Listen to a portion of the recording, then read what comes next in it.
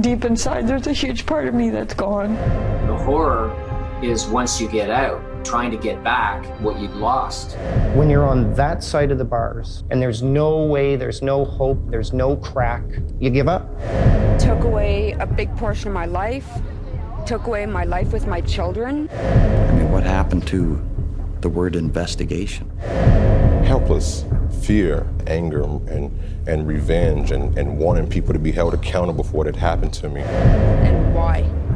Why did you do it? What possessed you to play God? I knew my life was over right there. Having my family taken away, everything taken away from me. I had my life stolen away for 25.5 years for a crime I didn't commit. You can't get that time back. Hi, I'm Kelly Vanson. And I'm Kelly Lozo. And this is Real Life Wrongs, where we dive into the stories, the crimes, and the hard times of the complicated world of wrongful convictions. Join us every week as we shed light on the heart-wrenching and controversial stories by examining the human errors that put innocent people behind bars. Episode 10, Smoke and Mirrors. Highlight case, Joyce Hayman. Guess, Sandra Thompson. It's 1996. You're in your mid-20s, you're a single mom, and living off of social assistance. You have addiction issues and a childhood filled with trauma and neglect. You also have a 3-year-old son who has behavioral problems.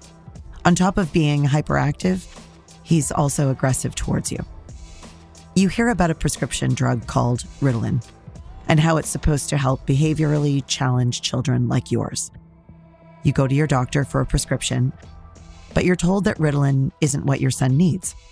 For 2 years, you continue to ask doctors to help you manage your son's behavior. You continue to ask for Ritalin. You're continuously denied. No stranger to purchasing illegal drugs, you buy Ritalin from a street dealer, give your son the pills, and they seem to be working. One day, while your son is with the babysitter, he gets into the pill bottle and takes 2 or 3 pills. Fearful of an overdose, your babysitter takes him to the hospital where tests come back showing that he has 5 times the normal dosage in his system. Of course, you're questioned about the Ritalin, and you immediately tell the doctors how you got it and that you were giving him what you thought was the right amount. The doctor acknowledges that you were trying to help your son. He agrees that a prescription for Ritalin is necessary, but legally, obviously, and a smaller dose. You take your son in for a follow-up visit. He's asked for a urine sample, and this time, the results show that there are cocaine metabolites in his urine.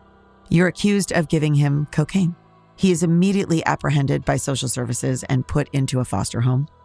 A police investigation into your parenting methods is launched. While the investigation is underway, you're allowed unsupervised visits once a week with your son. A month in, you're arrested and charged with 2 counts of criminal negligence and 2 counts of administering a noxious substance. It won't be until trial that you learn that while your son was in foster care, 2 samples of his hair were taken and sent to the Mother Risk Drug Testing Lab at the Sick Kids Hospital in Toronto.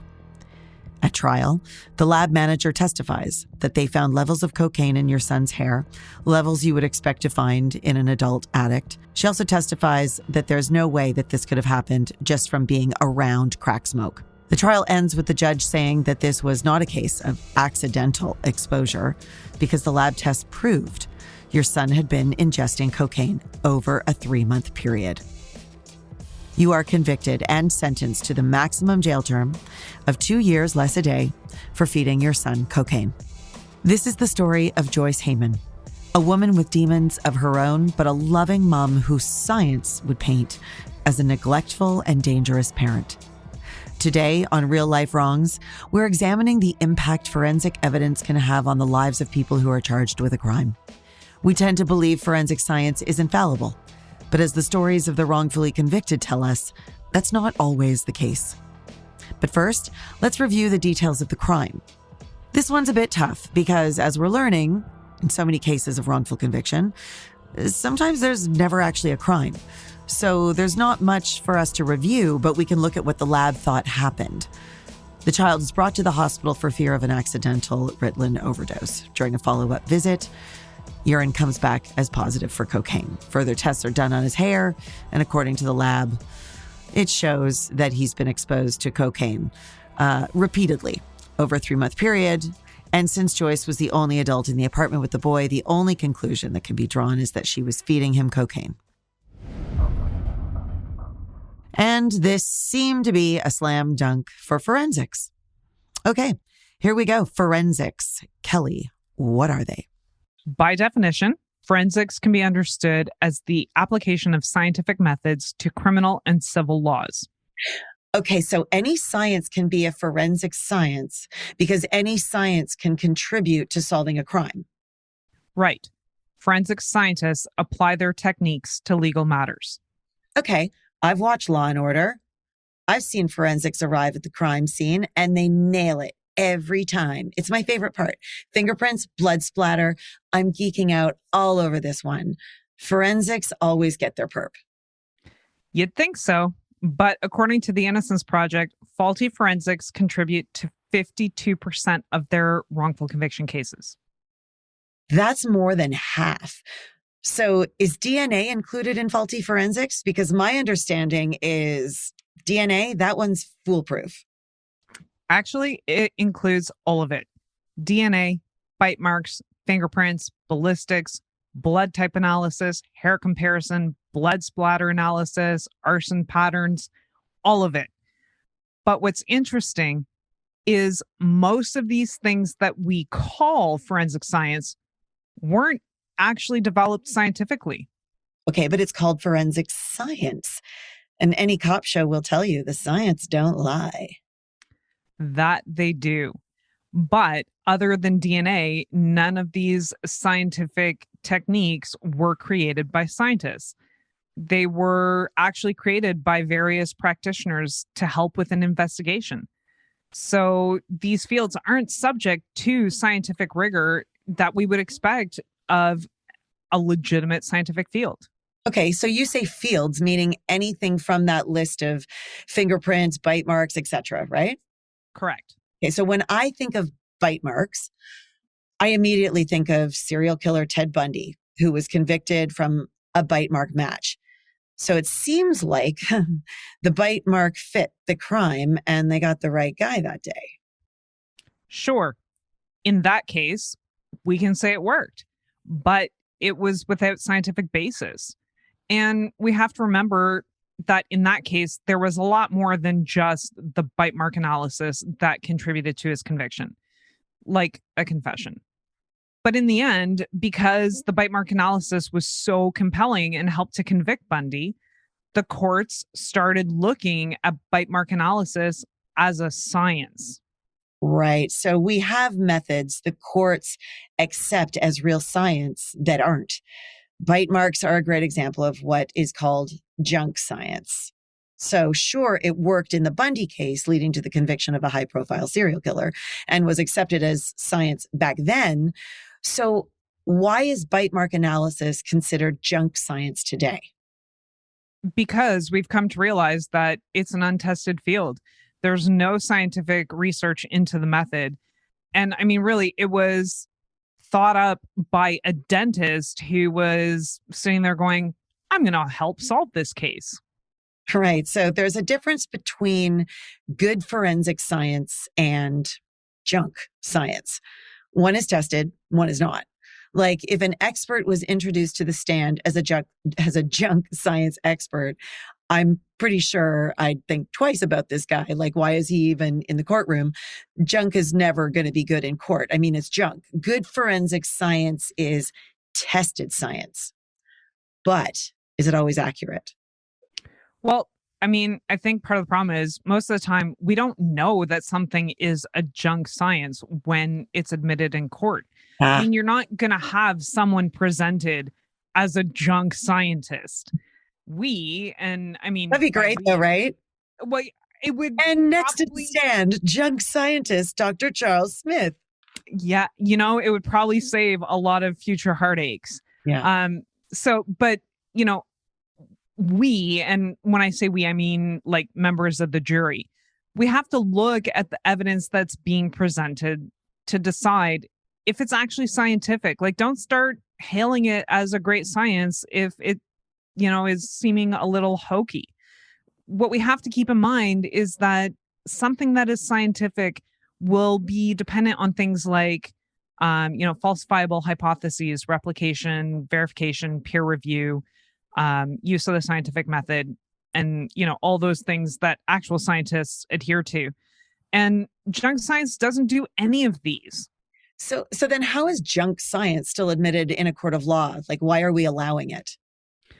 Because usually all it takes is one expert, like the dentist in the Bundy case, to take the stand, and they're going to testify that they have all these years of experience in a particular field. And because of that, their evidence is going to be admitted.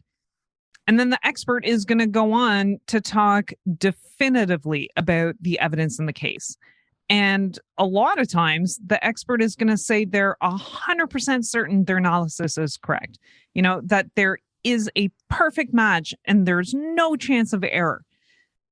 Problem is, this person is probably not a scientist, and there's no scientific method behind any of the claims that they're making. Right, but say it with confidence and you can convince people of virtually anything.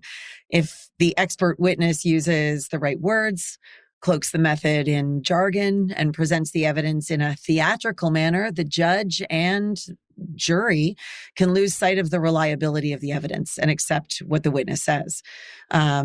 Kelly, I thought forensics was a CSI slam dunk win every time. But not only is that not true, but an expert could present to the court in such a way where we might say it's performance masquerading as science. But expert testimony is a whole other system flaw that you can hear about in our expert witness episode. Exactly. It's like they're using a bunch of special effects to create the illusion of science in the courtroom. And we buy it. And because shifts in scientific understanding often take decades to come around, we keep using these faulty methods because they sound good. Okay, so let's look at how science is admitted in court. During the 20th century, as science advanced, the legal system attempted to develop coherent tests for the admissibility of scientific evidence. Where are we now? You're right. There are admissibility rules. The admissibility of expert evidence, which is largely related to forensic science, is governed by 4 factors: relevance, necessity in assisting the trier of fact, absence of any exclusionary rule, and the proper qualification of the expert. The standard is that the evidence isn't just helpful, but it's necessary. So we have these criteria, and despite that, most forensic evidence is introduced in criminal trials without any meaningful explanation of the limits of the discipline. So beyond the unreliability of some tests, forensics contribute significantly to the wrongful conviction of innocent people because of the aura of infallibility that surrounds anything that has the word science in the title. And this false aura of certainty can lead judges, jurors, and lawyers to operate under a shroud of assumed scientific authority. Truth is, people tend to think that when someone walks in the courtroom in a lab coat, they have to be telling the truth. We like to think that scientists are ethical, but in some cases, they're really no different than politicians or used car salesmen. Well, in some cases, evidence can become contaminated through inadvertent human error or exaggeration or misinterpretation at the lab or at the scene. In other cases, evidence can be deliberately tampered with and falsified. There are a lot of fields within forensic testing that rely heavily on subjective, opinion-based interpretation, and that's vulnerable to human bias. And those are what we call the pattern matching fields. So things like fingerprints and ballistics. You can make it as scientific as you want, but it all comes down to a human deciding if the 2 samples are consistent with each other. And you also have to consider the potential for bias when a scientist is working closely with the investigator or the prosecutor. They sometimes forget that they're supposed to be objective and that they're not actually part of the investigating team. Yeah, they suddenly become cops in lab coats and they want to give the investigators the answer they're looking for. Okay, fine. Let's talk about some of the discredited fields that we once thought were solid evidence. So I'll start. Microscopic hair comparison, or AKA hair microscopy. So this was one of the most powerful pieces of evidence pre-DNA based on the transfer principle. So you always leave something behind, kind of like wherever you go, you're there. It's pretty zen, unless you're a murderer. So hair microscopy was believed to prove contact between the suspect and the victim. It involves comparing hair found at a crime scene with the hair of the defendant. That seems pretty straightforward. Sure. But problem is, there's so many different characteristics that are considered per strand of hair. So much so that two hairs from the same head can be drastically different. Even under a microscope, similarities between two hairs are open to drastically different interpretations, meaning this method is unreliable. And because this is such a subjective field, there's no statistical databases for hair comparison. Right. So because this field can't provide meaningful probabilities of two samples occurring in the human population, hair samples should not be used as conclusive scientific evidence. Exactly. What we need is statistical rigor. And we have to remember that there are no absolutes just because the evidence is called scientific. So what I mean by this is that when somebody testifies, I think this is a match or not a match, they should be following this up with an estimate of the statistical uncertainty about the match, which is what they do with DNA evidence, because we have the statistical odds that this sample came from this person. So, you'll have a DNA expert who will say the odds that this DNA sequence came from this person are 1 in a million or 1 in 10,000. And then based on that, we, the jury, can draw the likelihood that the person on trial is the one who left this DNA behind. All this is to say that if a meaningful statistic can't be given, it should not be viewed as valid science. Using disciplines that lack this kind of rigor, it's misleading at best, and it implies conclusions that are not warranted. When we don't ground our findings in proper statistics, we allow analysts to continue to overstate the strength of their findings and to use misleading language when they're presenting their findings. All right, here's a whopper. Faulty forensics aren't limited to any one jurisdiction. So here in Canada, 6 of the 24 cases reviewed by Innocence Canada have ended in exonerations based on bad science. Yeah. And again, here in Canada, we can look to the Kyle Unger case for an example. And you can listen to our Mr. Big episode for more information on that case. But just, really quickly, he was convicted. Part of his conviction was based on hair comparison evidence. And it was later proven through DNA that the hair that looked like his wasn't at all. Okay, next discredited field. Fingerprint comparison analysis started over 100 years ago as a form of evidence when the Supreme Court wasn't as concerned with scientific criteria like reliability. So we have 100 years of precedence, not 100 years of data. Problem with fingerprint matching is the same as other pattern and matching disciplines. It's based on subjective impressions and conclusions, not on proven scientific methods. Yeah, so much so that the process for comparing prints is intentionally kept subjective so that the examiner can consider the quality of each individual ridge in the print that's being examined. Sounds good, but this leads to unreliable unreliable results that aren't generally repeatable because the features compared in each fingerprint aren't predetermined for their reliability. Instead, the analyst is choosing the features at the time of the comparison based on which features are the highest quality. So what are the odds that a different analyst would pick the same features, or that the same person would even choose the same things the next time they look at the prints? Well, if we look at one study that was conducted, they followed 169 fingerprint examiners and found that in almost 8% of their examinations, different examiners concluded that two prints came from the same person when they were actually from different people. They also found instances where different examiners said that two prints came from the same source when they didn't. This makes it pretty obvious that fingerprint analysis hasn't ever, or analysts haven't ever agreed on a way of measuring the rarity of fingerprint features or how many points of similarity two prints should have before saying they're a match. Yeah, exactly. And there's another study that estimates there could be upwards of 1,000 fingerprint identification errors per year in the US. I mean, that's a pretty scary thought. And some of the Innocence Project cases show us how dangerous this can be.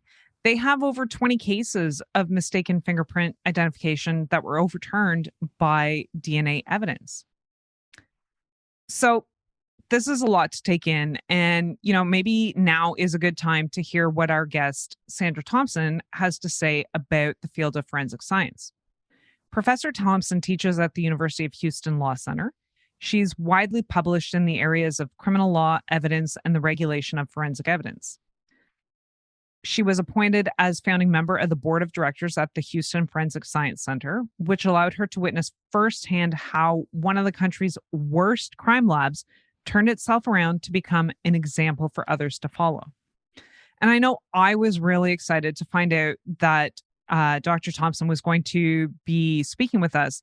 She's a legend in my world. I can't even count how many times I've cited her research in my own work or how many times I've assigned her articles as readings to my students. And hey, I still use her to inform my lectures when I'm teaching on wrongful convictions and junk science. So this was actually super awesome for me to be able to speak with her. We have learned from wrongful convictions that forensic evidence isn't always, the gold standard of evidence, and that it can, in fact, be wrong. It's hard to unpack because there's so many different kinds of issues. Most forensic evidence in criminal cases is produced through police crime labs. And some of those labs are quite good and have been really trying to improve their practices since all of these wrongful convictions have come to light. Others, we don't know. I mean, and I say that they're improving because you get a sense of it from their websites, but mostly these are closed institutions, and there's not a lot of transparency. So honestly, we don't know if a lot of these disciplines are done well, then they can produce very, very good evidence. But we just don't really know. And then you have DNA evidence. Maybe it's fingerprints. It doesn't matter. If you have someone who's lying, that's a serious problem. And again, if you have the quality control measures in place, you can catch that stuff. Are they catching it? I don't know. Internally, these labs should be able to detect those kinds of problems. But in the past, there was no quality control. And so we have some really horrendous cases. Then you have disciplines themselves that are just junk science, like bite mark evidence has proven to be. And traditional arson techniques turn out to be complete junk. So there's a variety of different ways that this can go wrong. And to some extent, it's hard to know how much has been corrected now through crime labs. But I know that there have been efforts made, and there are ongoing efforts to try to improve this problem. Right. And pattern evidence or pattern recognition. Yes. Fields like fingerprinting or ballistic impressions and things like that tend to rely very heavily on the human interpretation as opposed to something like DNA that is very scientifically founded, correct? Like this is more just, I'm looking at one thing, I'm comparing it to another thing, I'm the expert, and I'm saying there's a match. That's right. Yes. And these are the kinds of fields that would have contributed to wrongful convictions in the past. Well, it's hard to know. We know that they can make mistakes, and there are a few wrongful convictions we know of involving fingerprints. And again, when we say there's a wrongful conviction, in some of those cases, it could just be that the analysts are intentionally misinterpreting data. So it's not necessarily that the field itself is problematic, but that the analyst is But with regard to the field, the problem that we have with a lot of these pattern recognition disciplines is that they haven't been rigorously tested to determine how often errors are made. But again, these are areas where at the national level, there's a lot of research going on to try to do that validation work. And also, to some extent, to take the human subjectivity out of it, for example, by means of computerization. But there's so much that goes into it. For example, when a police officer finds a fingerprint at a crime scene, it wasn't left by, a criminal who put their hand in an ink pad and then left a pristine image, right? So in some cases, you might only have a partial, what kind of surface was it left on? There are all these different variables that can result in a better or a more inferior print to analyze in the first place, right? So it's you need a lot of clear guidance and protocols for measuring how likely it is that you're going to get an accurate print or be able to make an accurate match based on the print that you have. Right. I'm trying to understand how an analyst will intentionally, I'm not sure exactly what you said, but I didn't want to interrupt, and I didn't have a lot of time to write down what you said. Right. Yeah. Yeah, what I'm trying to say is that when we go back and we look at wrongful convictions, we might say, 10% of them involved fingerprints, let's say.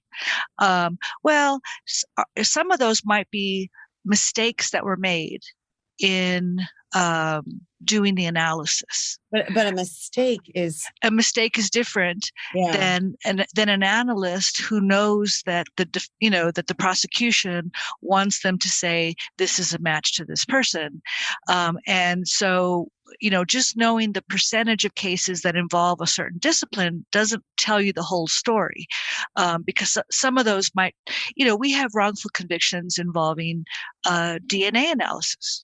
Right, where the analyst either didn't know how to do it or intentionally misinterpreted it. So it's not the discipline itself necessarily that's problematic. That's so funny, because I was going to say, are DNA the only sure thing? Is that the only sure thing? And it's not.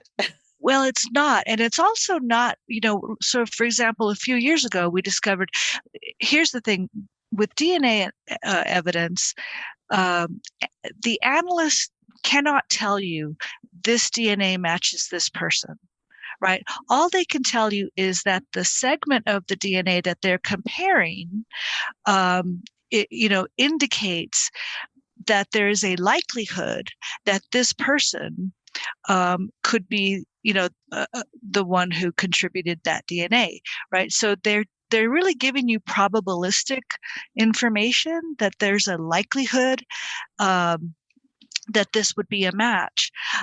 And a few years. Sorry to interrupt. Sure. Even if the likelihood is something like 1 in 18 million people would have, so to us, we're like, well, it's likely that this is the guy, but they cannot say this is 100% Bob's DNA. But you can definitely say if someone's been wrongfully convicted, you can say this is 100% not that person. Correct. Yes. But that's right. And so you get these probabilities, right? I mean, sometimes it could be like 1 in 3 billion. So that pretty much tells you that this is the person. Well, a few years ago, they figured out that the FBI had made a mistake in the formula used to determine those probabilities based on the information in their databases of DNA profiles. And so all these labs around the country were using the wrong formula to determine the probabilities. So a district attorney in Galveston County, Texas, asked that all of his prior convictions, based on this erroneous analysis, that they be run again. What are the probabilities? And, he found a case where the probability went from something very, very high to something like 1 in 3,200, which is a lot less probative, right? I mean, that tells you there could be a lot of people in Galveston County who could have had that same DNA profile. And so Texas, as a result, did a statewide review of all the DNA convictions to try to find any convictions that were problematic. Again, that was not fraudulent. It was just a mistake. But these things can happen even in, a solid discipline like DNA analysis. Wow. Today I learned. I had no idea.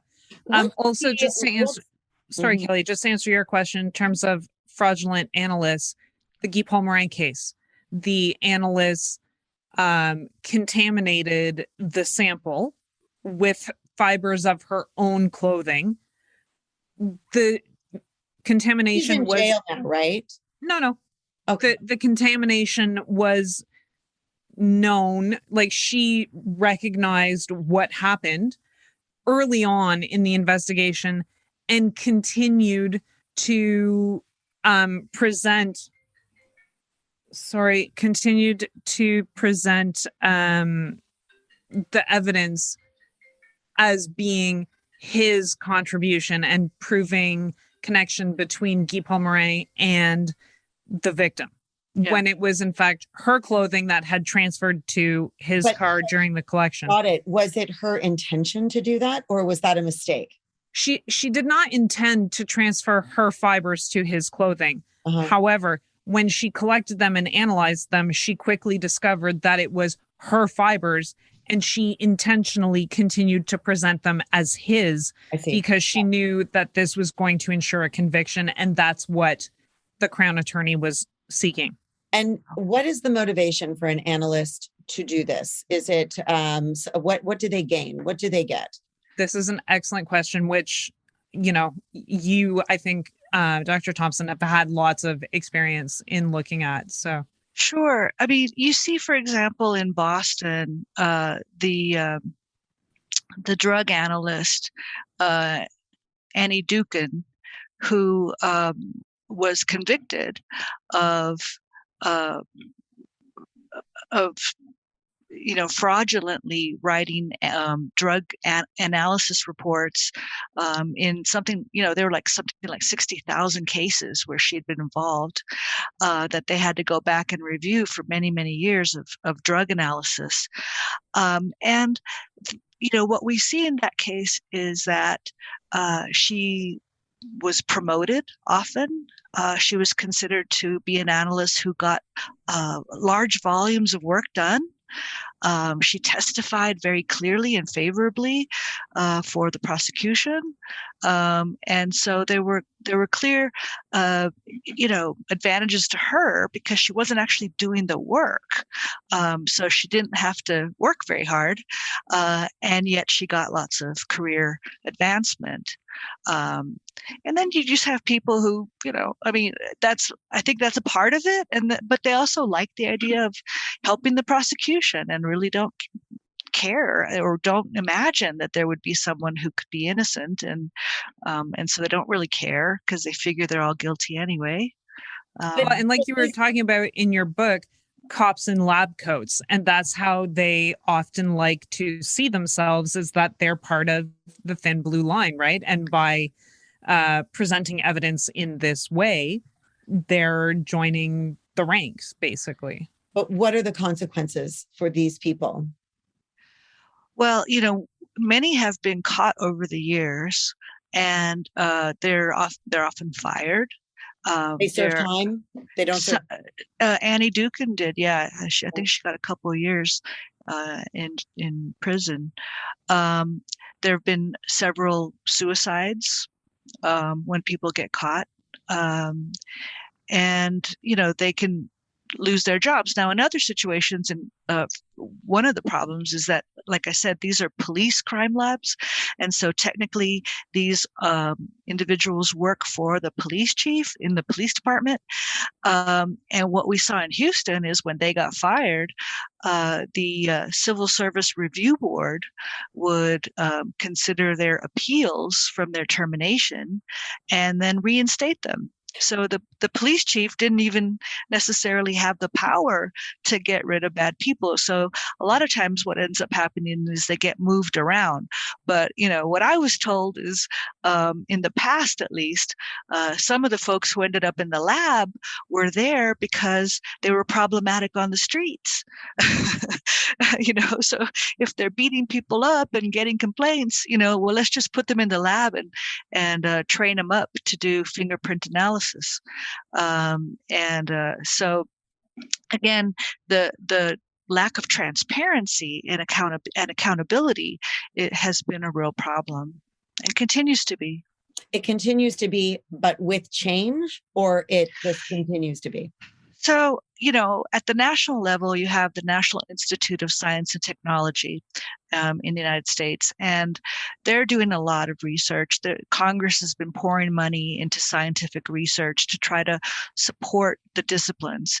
And then each of these disciplines, fingerprints, the firearms examination, they have national professional groups that write standards and train people on how to properly testify about evidence, how to interpret evidence, how to testify within the bounds of the discipline. And we're seeing a lot of improvement in these realms, where you see less improvement, and we just don't know. I mean, not that we're not seeing the change, but we don't know if there's change going on is at the lab level, and how much are labs really doing to improve the qualifications of the people who work for them? How much are they doing in terms of training and oversight, quality control? Most of these labs are overwhelmed. They have backlogs in many disciplines. They have trouble just keeping up. So the idea of adding accountability measures and quality control is too much to ask. And that's why we have to worry that a lot of these problems are maybe not being addressed. If it were possible being with human error being so prevalent in this system, if computers could do the work of the people in the labs, if it was strictly just computer based, would we be better off? Well, I think computers have a lot to add in terms of, being helpful, and they're already used. So anytime you have a fingerprint analysis or a firearms examination, there's been an image made from the original evidence at the crime scene that has then been put into a database, so a computer has pulled up other possible matches, right? And then the question is, what do you do with those? And it's at that point where computers can be helpful in giving the analyst data. And I'm not a scientist, but I know that this is already done in DNA analysis, where you have information systems that assist the analyst in doing that kind of matching. But at the end of the day, it's still a human being that is writing the report and making the final determinations and testifying in court. But what can we do to improve quality? I think there's a lot more that can be done besides just automating things. There are other means of making sure that the science that's being done is rigorous. And some examples of that would be? Well, and this is what, the National Institute of Science and Technology and the President's Council of Advisors on Science and Technology have been talking about, which is validation. And validation can be done of the discipline itself, like, is fingerprint analysis a solid technique for making this kind of evaluation? But it can also be done at the individual level, like in the lab. And in Houston, Houston is about the only lab doing it on a large scale across many, many disciplines, although there is also some good quality control being done in Canada, I will say, but it's a much smaller version of this. But in Houston, it's so far the only lab, like I say, I think in the world, that has implemented what's known as blind quality control. And what that means is that a substantial percentage of the work that's going through the lab are these mock lab requests. They're not true crime scene evidence. They're created by the quality control division. So the quality control division knows the answer, or they have an expected result because they created the test, right? So they know whose DNA it is, or they know whose fingerprint it is, but they're inserting this into the system so that an analyst on a day-to-day basis, and this is again across 7 disciplines, knows that a substantial percentage of their work is not a real test, that they're being checked. And this so sorry, just to be clear, they are having these fabricated, created tests interjected throughout their daily work. They know that a good percentage of what they're doing is not contributing to a criminal investigation, but they do not know which one is a real sample and which is a test sample. That's right. Okay. That's right. And the lab director, Dr. Peter Stout, came up with a really clever game that he plays with his analysts, where if they can detect that a test is a blind test, a mock test, they can inform the quality division, and if they're right, they get a Starbucks card, and if they're wrong, they have to pay him $1. and the analysts, they love this. They love it because it's a continuous feedback on their work, right? So they can know if they're doing their work correctly or not. Because again, when you have crime labs, crime scene evidence, we don't know the right answers. Right. So we can't really test if they say, I think this is a match to this. You can't really test because nobody knows. But if we know the answers, now we can test them. And it is a extremely challenging and impressive thing that they have done on a pretty large scale. So about 5% of the work done in the lab are these mock tests. And in doing this, like I say, the analyst gets feedback, the quality control division gets feedback. If you're making up results like Annie Dukin was in Boston, you're going to get caught. I mean, because it's not going to take very long before a mock test starts coming in. And the analysts are very, very good at finding those mock tests. It's amazing how good they are. One drug analyst said, I think this is a mock test because this kind of drug wouldn't be found in this neighborhood. Yeah. Or this police officer badge number is too low for the rank.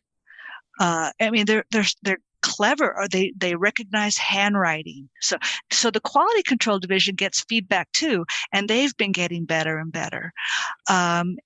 So you know from and by the way, there's all kinds of information that the lab gets from these results. For example, they can compare the kind of educational credentials of analysts in one section and say, well, analysts who have this degree seem to do better than analysts who have this degree.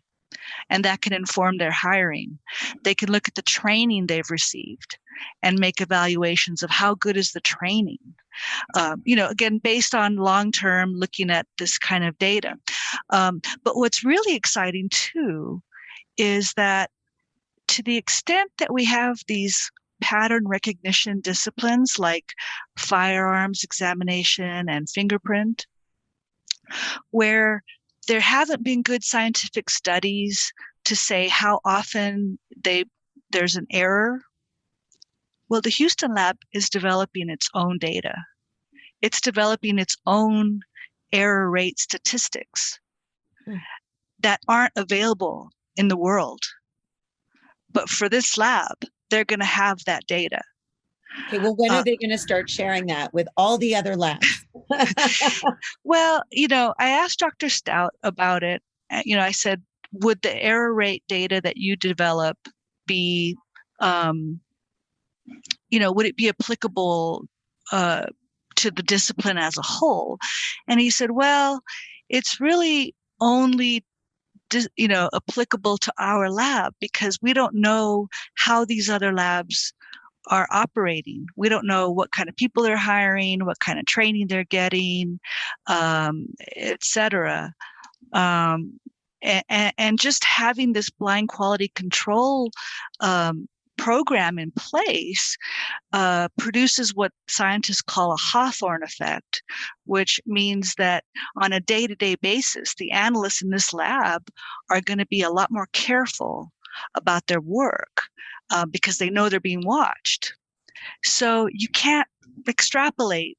Now, you can say that if the discipline is done well, then it could have this very low error rate, right?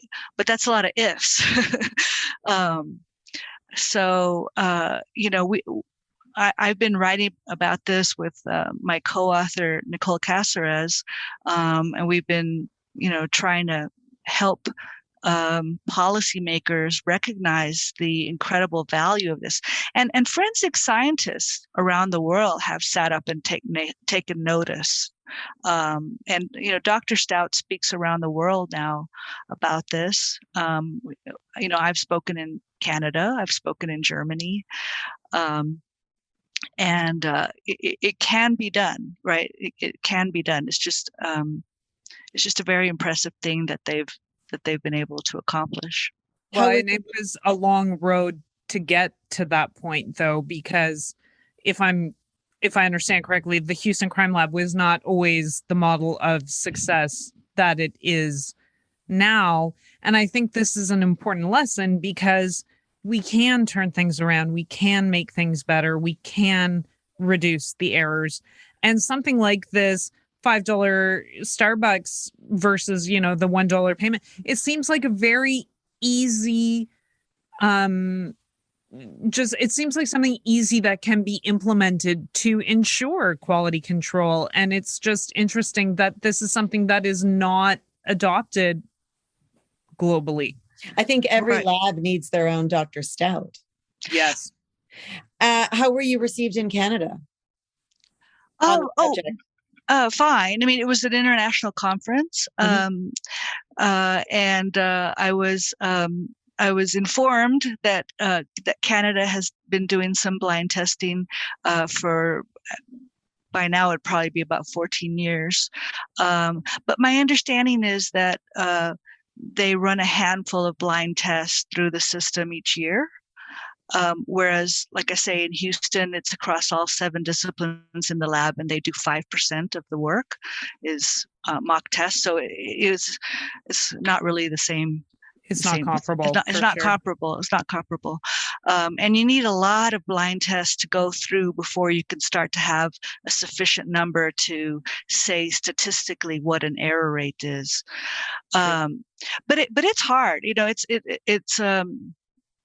There is cost involved, and there are a number of structural changes within the lab that have to be made in order to do this. It's not an easy thing to introduce mock tests into a system. And so, but they did it quickly. One of the things that's interesting is you're right that the lab had a bad history. It was the Houston Police Department Crime Lab for many years, and it was notoriously bad. And as a result, in 2012, the city of Houston created a board of directors to establish a new lab, and the lab became independent of HPD. So the HPD Crime Lab went away, doesn't exist. It's not in the police department anymore.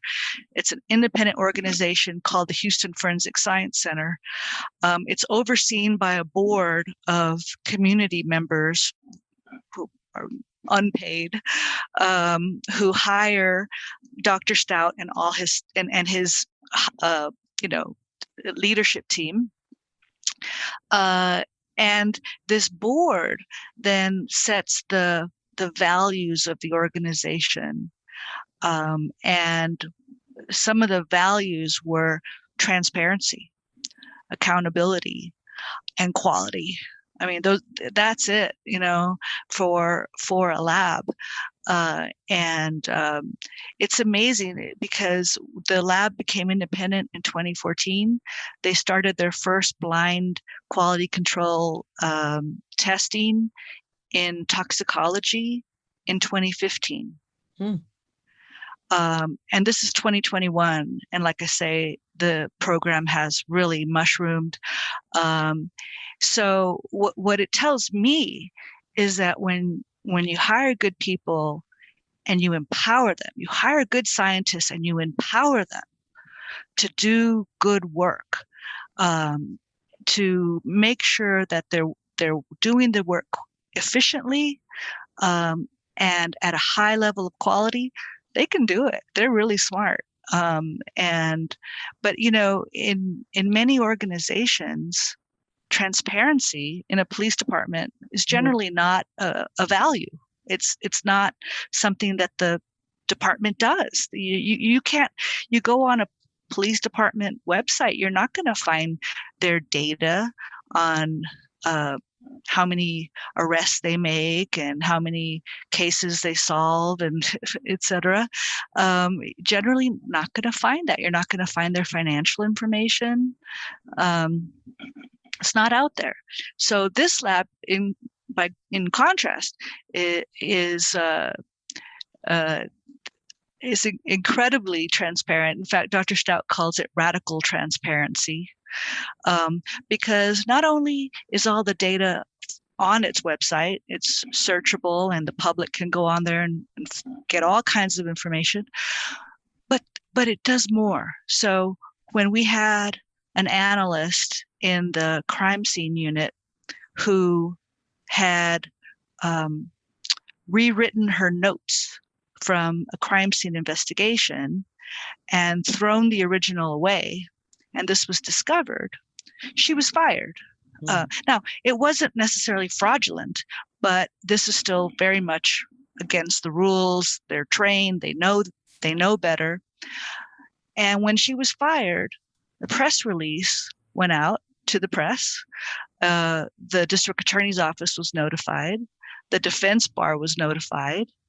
The defendant in the case that was involved was specifically notified. And this is what Dr. Stout means by radical transparency, is they're going to push out, press releases on their accomplishments, but also when there's a big problem. Mm-hmm. That's a game changer.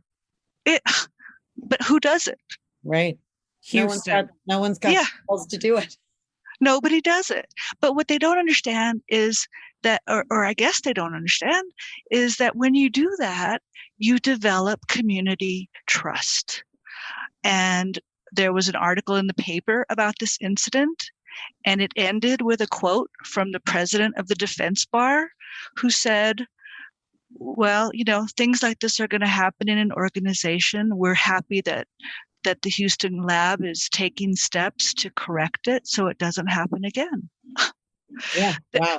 And that was from the defense bar. They weren't blasting the lab and talking about, it's such a terrible place, or because they know, they understand, Yeah, it's funny what we think works and how, in fact, it has the opposite effect. When you talk about erosion of trust, I mean, we're collectively dealing with that with our own justice system. But were we to make those changes, and transparency being obviously on the forefront of that, it would reverse that lack of trust.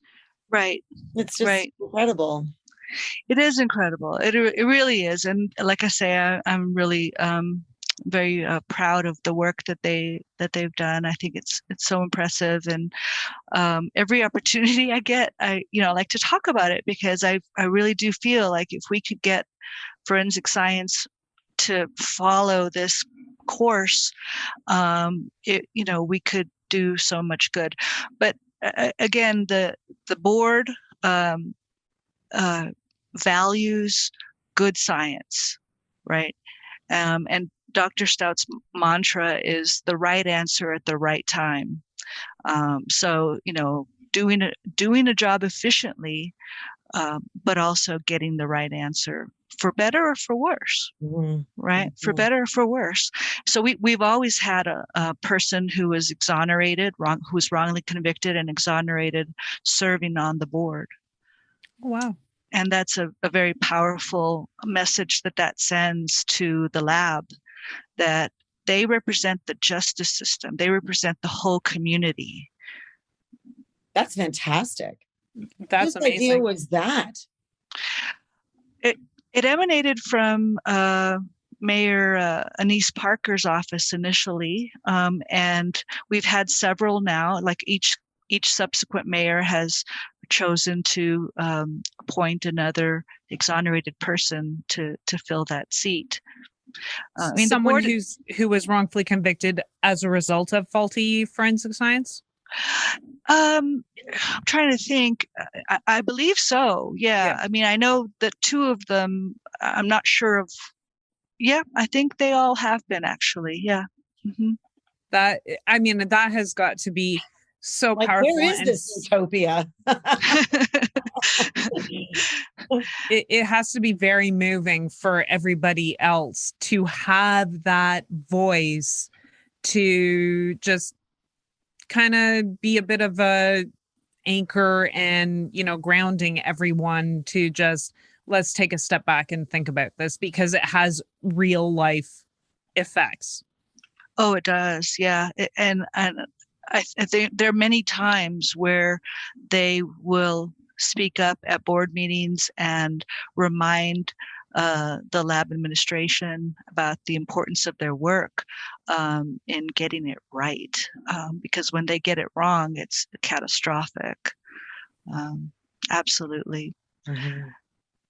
So just to go back to what we were talking about at the very beginning, when we were talking about how, I think the general community members, potential jury members, tend to think of forensic science as being the be all and end all. And I wonder if this stems from the fact that we term this group of disciplines forensic science, when, as you were discussing, there's not a lot of actual science in a lot of these disciplines, in the sense that they don't have probability standards, they don't have validation standards, they don't have, rigorous testing standards, et cetera, et cetera. And what struck me when I read your book, and then Brandon Garrett has just recently also released a book, and you both refer to them as the forensic disciplines or forensic techniques. And, you don't call them the forensic sciences. And I wonder if we had adopted this terminology early on, if we could have avoided a lot of the pitfalls of forensic, like faulty forensic evidence and testimony and whatnot, right? Because do you think we would be as quick to believe that, oh, well, it's science, so, the fingerprint says it must be at the end? Yeah, honestly, I don't know if such a simple change would have made that big of a difference. You still have people who are laboratory analysts, or and historically, I think it's been really hard because we didn't have judges who understood about these techniques. We didn't have defense lawyers who thought to question these kinds of techniques. And so for so long, even today, just colloquially, people will talk about it's like a fingerprint, right? And fingerprints are just assumed to be always, sort of a perfect science. And so I'm not sure. And the things that's discouraging to me is that so much of we've learned so much as a community about things like, for example, bite mark evidence, and yet you still have fraudsters running around collecting this kind of ostensibly these bite mark evidence and being allowed to testify. So, we still have defense lawyers who don't know any better, maybe prosecutors who don't know any better. I hope they don't know any better. And clearly judges who don't know any better if they're allowing these people in as experts. Well, that's right. That's exactly right. And so it's disconcerting because, I thought that that bite mark evidence might not be very good because you really couldn't say if this bite mark came from this person. But I thought, but maybe it's good enough to tell you if it doesn't come from this person. No. It turns out it's not good for anything. It's just not good for anything. Because, it's one thing if you have skeletal remains and you try to match them to dental records. That's fine. No problem. But when you have a mark, a laceration on human skin, if it's a live human, it immediately starts to heal. And if it's a dead human, it immediately starts to decompose. And it's just no good. And yet, there are still people out there who are saying not only that it's a bite mark when it might not even be a bite mark, but that it matches this person's, dentures. And it's just craziness. It's maddening. So we need more controls in place within the court system for this kind of thing, which just should not be allowed. I mean, I'm really grateful that in Texas also we have the Texas Forensic Science Commission, which I think is one of the best, if not the best. And they have a very influential report out on bite mark evidence, where they say at this time, this is not good scientific evidence and should not be admitted. So I'm hopeful that in Texas we're not seeing these cases anymore. But what can be trusted? Like DNA, fingerprints, to what extent? Like, what can we say? We got this. Yeah, well, and this is the challenge, right? Is that to a large extent, you have to make judgments based on what you know about the lab, about the credentials of the analyst, about the quality control measures that they have in place. And it's very hard to do that. Now, fingerprint examination, my sense is that it's actually pretty robust. If they're saying this is a match, it most likely is. And this is what makes it so hard, is we just don't know if there has been an error, because we don't know enough about the labs, and we don't know enough about the way to test this would be to have the prints that are developed shared with the defense, and to have an independent expert have an opportunity to review that evidence. But in the United States, the defense is not allowed to run fingerprints through the databases that have been developed by the FBI. They're only for law enforcement use. So we don't have enough checks in place to help us identify those cases where there might have been an error. So if I'm a jury member and it comes down to forensic evidence, and I don't know, they haven't told me anything about the credibility of the analyst or anyone for that matter, but they're saying this is our strongest evidence.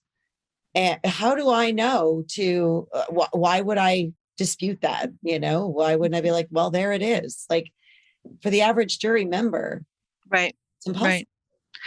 Well, in some cases, you're going to want to look for corroborating evidence, right? Is there corroborating evidence? And hopefully it's a strong case where you have maybe some eyewitnesses or something else, some kind of history.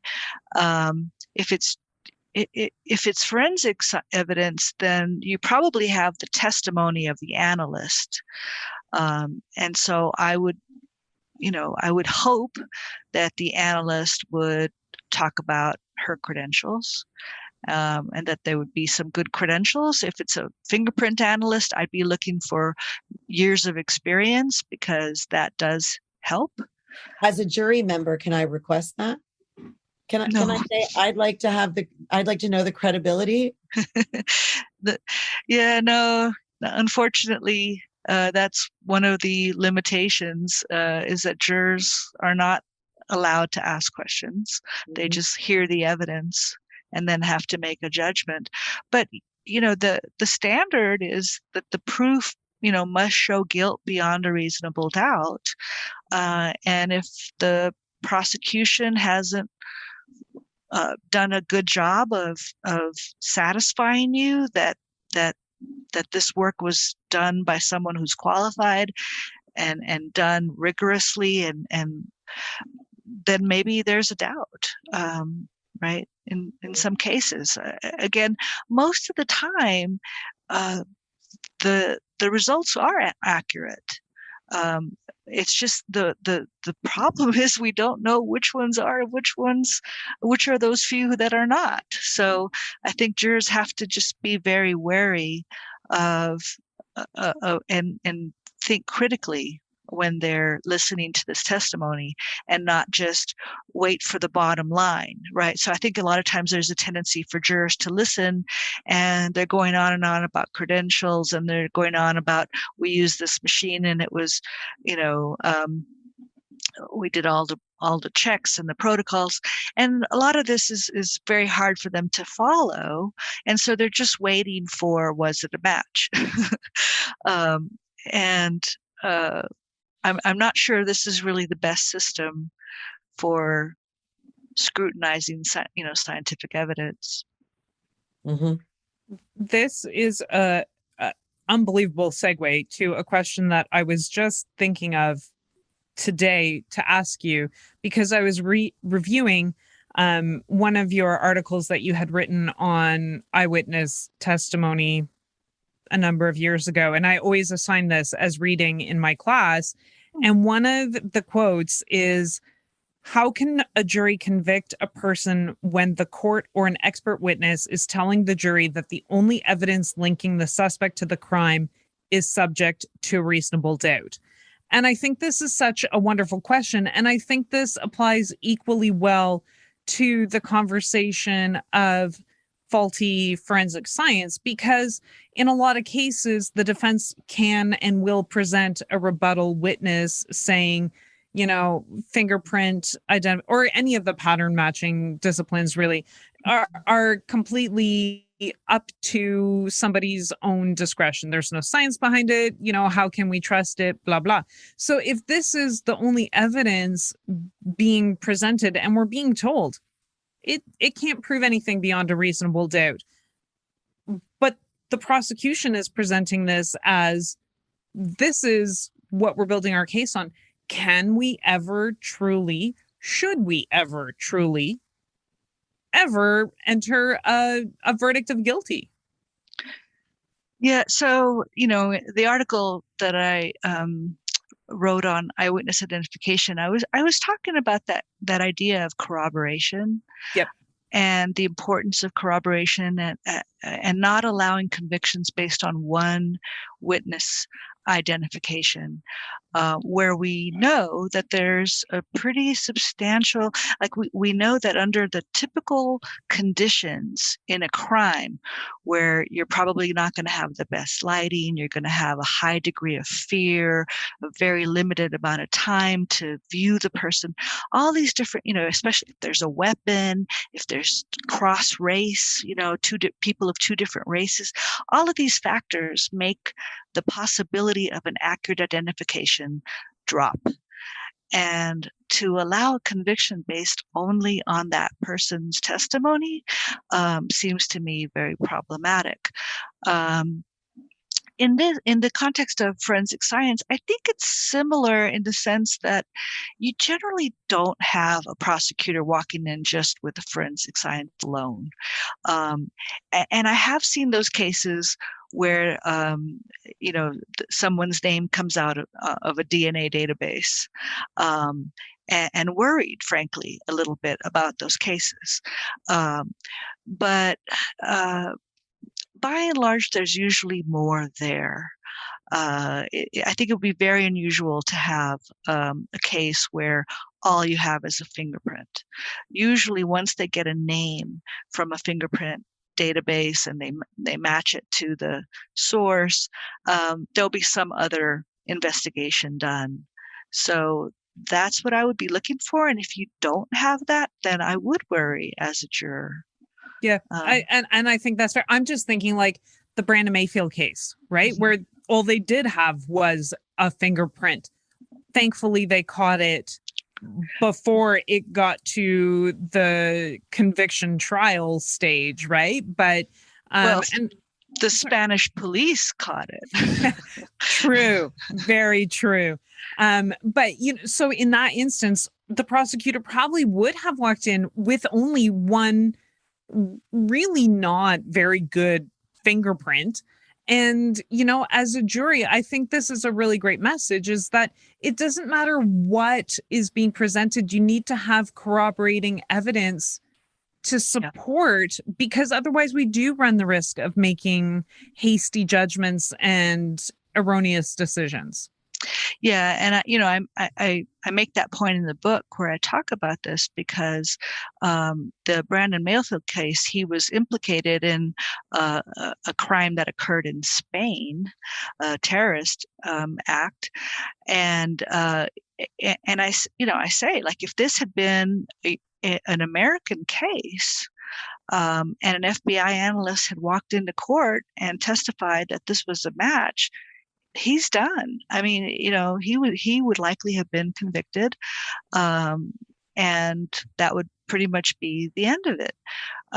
And in this case, the FBI was convinced that they had the right person, and it was only when the Spanish National Police kept saying it's not the right match. We don't think this is a match by our standards. They had more rigorous standards for identifying a match. They said, we don't think this is the right guy. And eventually they found the right guy and found all the corroborating evidence. Yeah. And that was why Brandon Mayfield was ultimately, released. Yep. Yeah. Interesting. It's scary. It is scary. But I will say that from the initial data that we have in Houston regarding all of the disciplines that are practiced, they show a very high rate of accuracy, extremely high, like over 99%. Oh.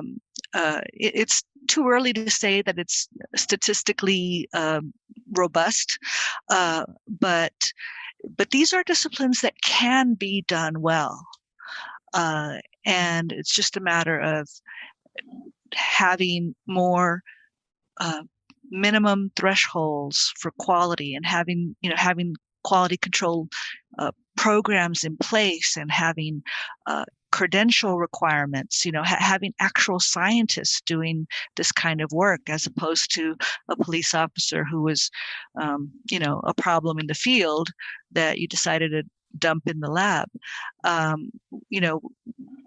Once we get all of these labs, and there's so many they're basically unregulated labs, once we get them up to the right standards and with the right checks in place, these are disciplines that can be done very, very well and that's why they work, right? We know they work because so often the police will find a fingerprint during the investigative stage, identify a suspect, and then find all the incriminating evidence, and find that person is linked to many other cases.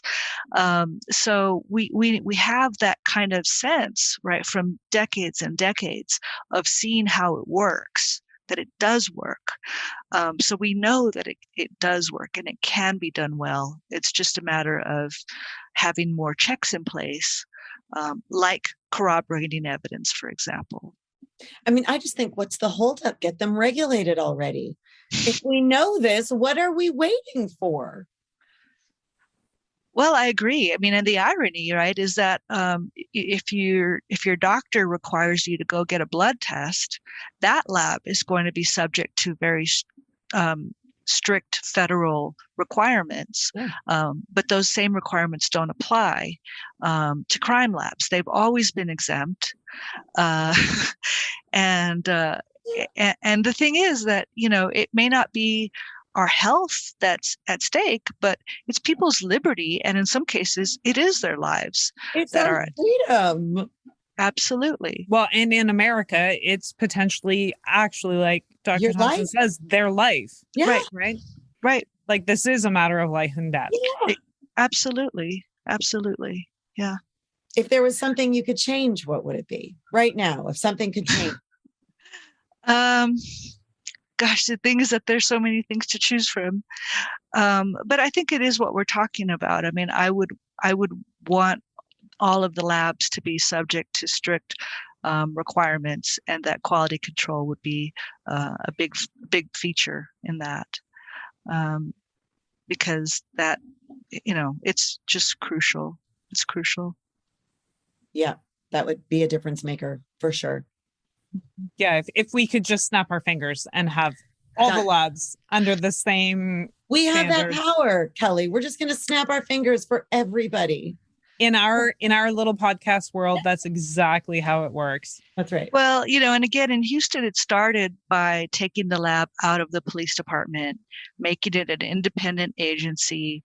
It operates like a corporation. So it has a board of directors that oversees the president and CEO. And just by having that structure in place, and hiring, some top people for the leadership team, we were able to turn around the worst lab in the country and make it one of the best in the world, within only a few years. Scientists know how to do good work. We just have to empower them to do it. We should pay them as much as we play basketball stars. The people often think that Houston decided to invest a ton of money in its lab, and that's actually not true at all. In fact, they have done a brilliant job of studying like manufacturing processes, and there's like a whole philosophy and courses on efficiency. Yeah. And this lab has had a caseload that has increased dramatically. And at the same time, their backlogs have dropped because they have become more and more efficient. But it took that they use this this training that they've gotten for themselves, that comes from the manufacturing sector in the commercial world, where they've learned how to study their processes to, for example, if you have the DNA lab on the second floor, you shouldn't have the supplies for DNA on the fifth floor with a slow elevator in between, right? Or if there are multiple tasks in DNA and you have one person trained to do task A and another one task B and another one task C, well then when one of them goes on vacation, you have backlogs, right? So you cross-train and you increase your efficiencies. So this lab is doing more work with these quality controls on the same budget. And when they needed a new building, nobody gave them $60 million to build a brand new green facility. No, they had no money. And so they went out and they found a long-term lease where the landlord was willing to do some changes to make it suitable for a lab. And on virtually no money, they have a brand new fabulous facility. Wow. So you don't, the excuse that, well, we don't have the kind of money it's just not true. So Houston did not have a lot of money. If you Google about the Houston city budget, you'll see that they've had some pretty serious budget challenges in the last 10 years, but that hasn't stopped those brilliant scientists at the lab from doing more with what they have. It's a very inspirational story. It is. Thank you. It really is.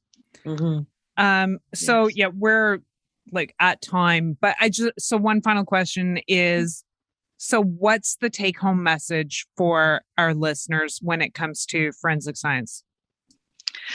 I think that the take-home message is that we should expect more, right? We should expect more from our leadership. We should question our leadership. What are you doing to improve the quality of forensic evidence in our community to prevent wrongful convictions?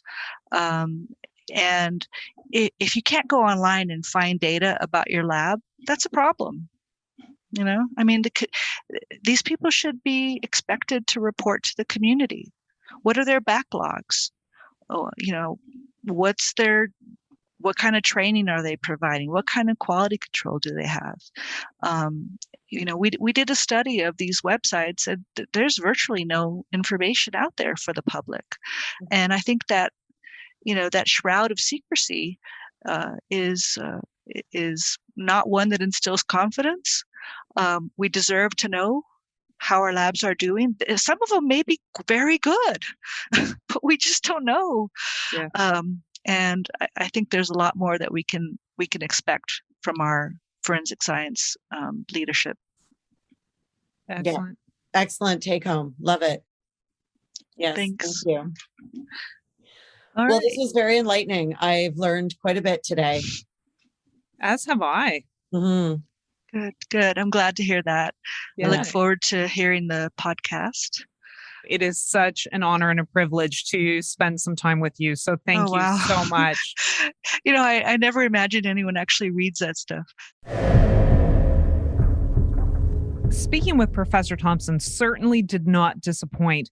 She has so much real life experience in the area of junk science and watching how forensics can be and shouldn't be used. And we are so fortunate to be able to speak with her. So let's hook back to our case today. Our focus is the story of Joyce Hayman. Joyce had to carry the stigma of being a neglectful parent from the time she was convicted in 1998 and through the many years after she completed her sentence. Joyce's case is sad because it reminds us that forensic evidence isn't always what it seems.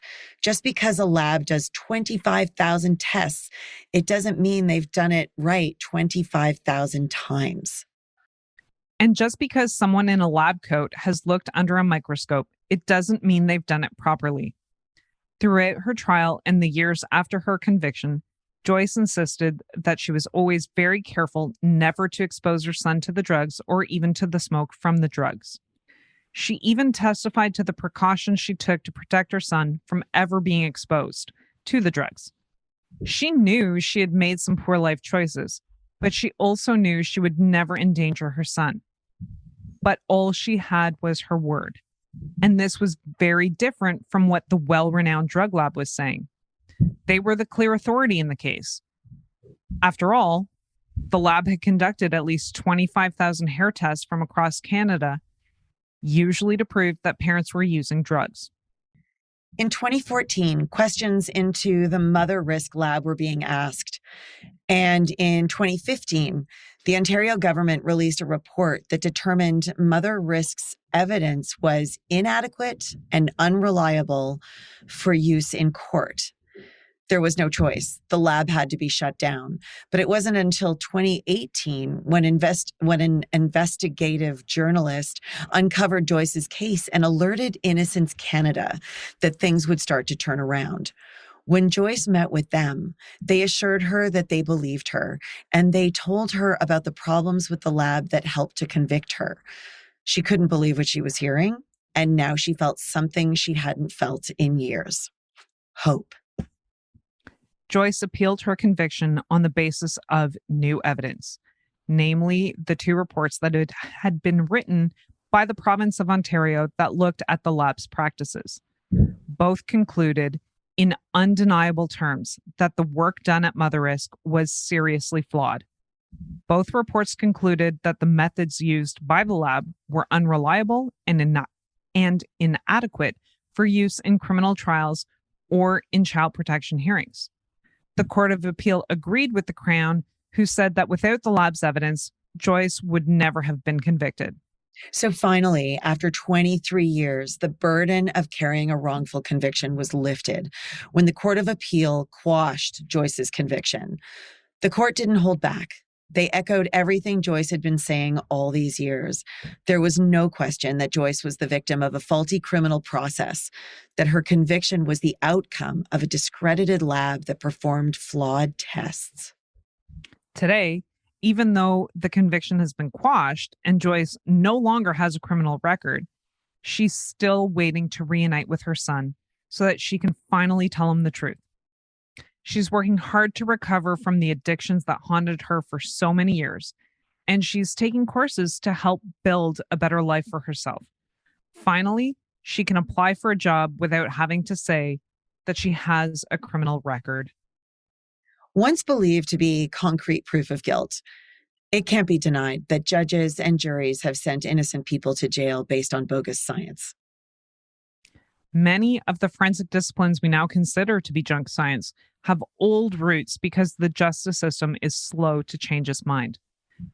These disciplines were introduced to the justice system decades ago, sometimes over 100 years ago. And there's a belief that if this was acceptable evidence in the past, it must still be. So what you end up with is this cycle where any tool that's been used successfully to prosecute and to convict someone continues to be available to prosecutors in future cases. Unfortunately, it's almost impossible to reverse the admissibility of the evidence, and prosecutors will continue to fight for its admissibility because it's proven to be a useful tool to win a case. So these are all great suggestions, and basically I think we can say that police and prosecutors shouldn't arrest or try a suspect based on statements made by a forensic scientist that aren't provided in writing. Forensic material should be retained to allow for replicate testing later on down the road. Scientists should work to challenge or disprove a hypothesis rather than to prove one. Defense should have equal access to forensic experts. And scientists should be trained in testifying so their evidence isn't misinterpreted. Wow, that's a lot of shoulds. It's like our system is just shooting all over itself. I'm going to invoke my right to remain silent. It used to be a smudge of lipstick on a man's shirt collar meant he was having an affair. I'm sure that evidence ended a few marriages. This is why most men don't wear suits these days. Okay, not quite. My scientific findings show that if a man chooses a week of casual Fridays, he's hiding something. How do I know this? Science. What kind of science? Junk science. I have no concrete proof, nor have any of my findings been reviewed, corroborated by other scientists, or even proven. Not to mention, I'm not even a scientist. But the world of wrongful convictions is a living hell for individuals who end up in it. And believe it or not, it could happen to anyone. Know the law, know how to look for flaws in the system, understand how marginalization works, and most of all, talk about it. All of us could falsely confess to something. They blew it all out of proportion, and they got away with it. Even a country like Canada has people who are charged and convicted of crimes they didn't commit. There's innocent people who are going to die in prison. I can't get back the time that they took from me. And I was just left wondering, like, what the hell is happening? I knew my life was over right there. That's when my life ended. They're changing the story that I told them to match to what really happened. I was just incarcerated for 37 years for somebody else's crime. That what happened to me could easily happen to anybody.